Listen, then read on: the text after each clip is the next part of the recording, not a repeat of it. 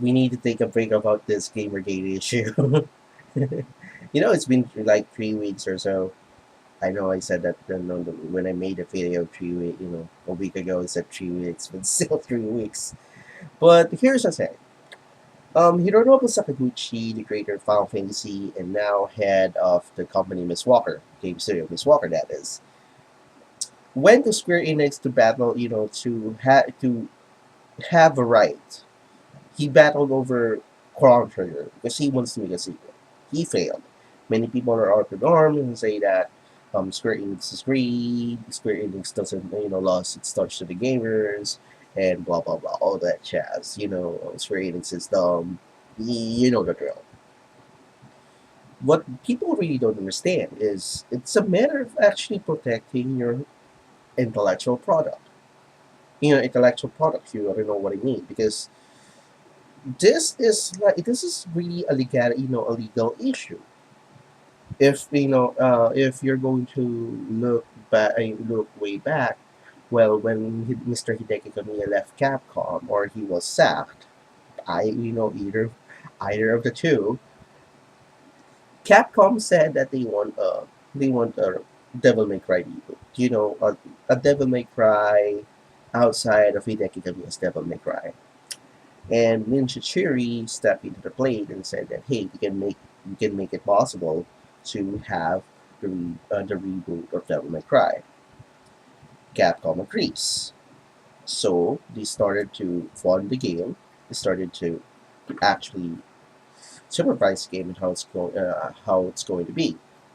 Turns out it went mixed bag in the sense that people loved it, and there are some people that hated it because it's not the same Dante that they know. The savvy, arrogant, cold-blooded, naive kind of Dante. That's what they want. And the reboot of Devil May Cry, well, he's a lot more emotional. I don't know if Ninja Turing did that, but that's the case here. There's a difference between what Capcom did and what Square Enix did. Capcom pretty much want to say that, hey, we can make it possible, but Square Enix, it's a whole new demon in itself. We know, if you're a company, you have this intellectual property, you want to protect it. You might not use it, but you have to protect it because it's yours. Because there are going to be other people there, and there are going to be other companies there, or there are going to be other people there that might say that, hey, you did this with Hironobu Sakaguchi. You let him let him make Chrono Trigger sequel. Why can't we just make Xenogears? It could stretch that far because avarice, you need to abuse that. People are going to abuse that.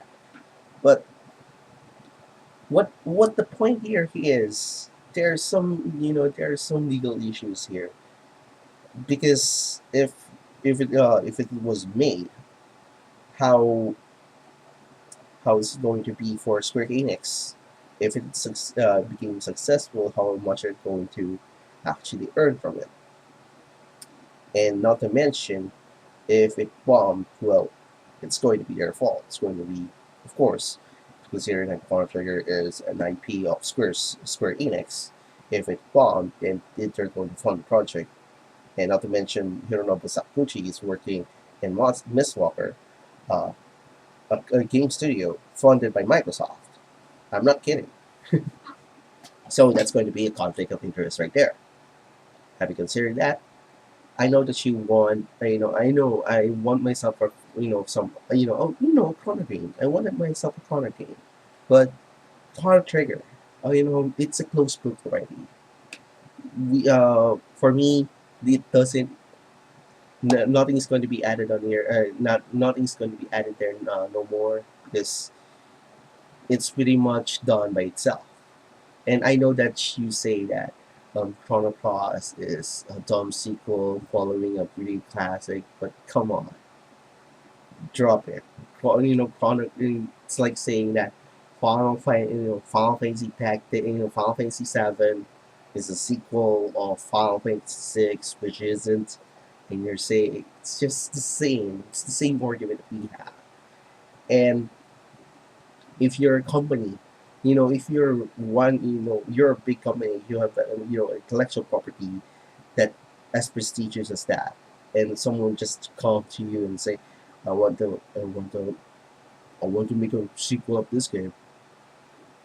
Are you going to just give it in? It's easy to go and say yes, because I want the gamers to be happy. It's ideal. It's really ideal, but it's really ideal.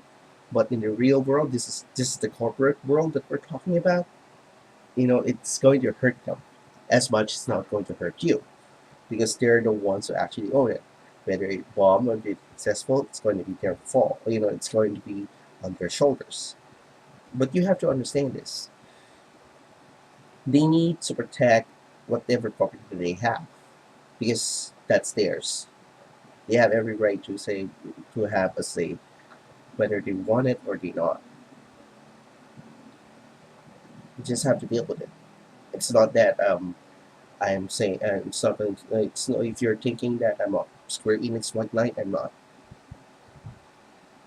I'm not. It's just that I have to understand that where the company stands, and other companies in general.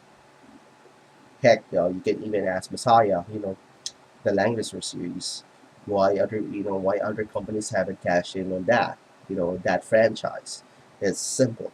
Despite that Messiah is a defunct company since the early 2000s, they still own the IP, and no one's just going to say that, hey, I'm going to reboot the language. Are you all right with that, Messiah? Of course, they won't say no.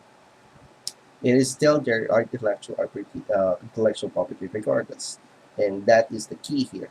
Intellectual property, whatever is yours to keep, and it depends on you to actually have a say on what you want to do with it, or do you want to give it up with certain conditions. That's all. That's all we ask. Anyway, homework, and you know what? I think I'm going to play some Chrono Cross. If my PC can handle if my PC can handle PSX games. So far, I can only run Nintendo emulators, except for 64. That the controller inputs there